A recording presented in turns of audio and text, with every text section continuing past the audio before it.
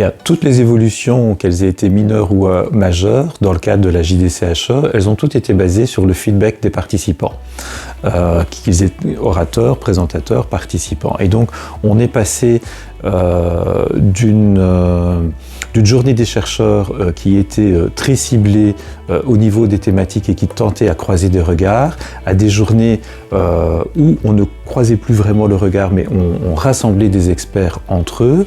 Ensuite, tout le monde voulant participer, c'est devenu une journée qui était athématique.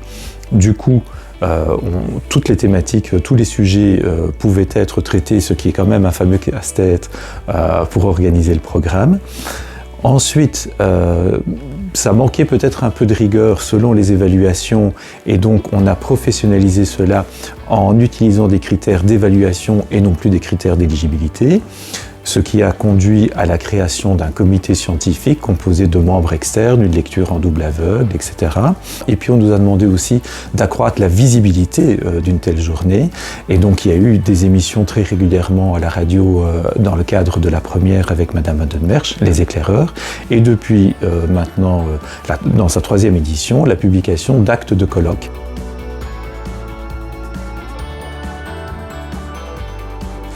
Ah, alors c'est difficile, c'est très difficile d'accepter cela au début, puisque c'est la 2e édition, mais lors de la première édition, tout était prêt pour le faire en présentiel, donc il y avait tout le stress lié à la problématique des équipements. Est-ce que donc le report de date va faire en sorte que les participants, en tout cas les orateurs, les présentateurs posters seront toujours disponibles? Comment faire pour avoir cette interaction, puisque dans la JDCHE, l'idée a toujours été de favoriser le réseautage, les échanges, et le présentiel ne peut pas mieux réussir cet événement. Et donc du coup, on avait énormément de challenges. La grosse opportunité, c'est que comme il n'y a plus de déplacement physique, beaucoup plus de gens se sont inscrits au niveau de la participation, plus à la carte, soit le matin, soit l'après-midi, ou des événements indépendants.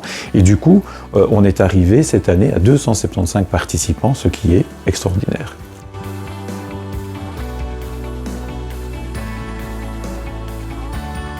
Alors moi, ce que je retiendrai dans cette édition 2022, c'est que pour la première fois, depuis son existence, on a eu des représentants de l'ensemble de notre réseau, donc les 19 hautes écoles, les 10 centres de recherche associés à notre réseau étaient présents.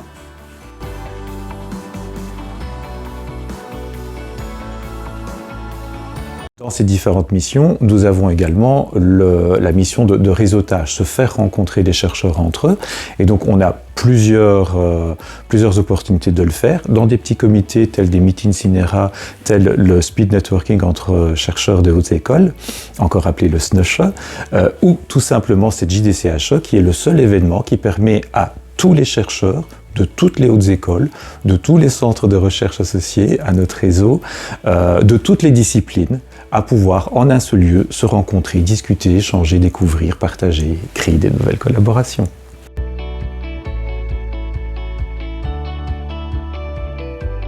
La journée des chercheurs en tant que telle, je pense qu'elle doit suivre un peu les évolutions qu'on nous demande. Le principe étant là, toujours favoriser les interactions, les échanges. Maintenant, ce qu'on pourrait peut-être envisager, c'est plutôt des événements spin-off. Faire en sorte que des chercheurs haute école puissent peut-être aussi participer à des séminaires avec des chercheurs universitaires, et on pourrait organiser ça avec nos homologues des interfaces universitaires. Une autre évolution possible en spin-off, c'est d'avoir un public beaucoup plus varié, les industries, les associations, les acteurs de terrain, etc.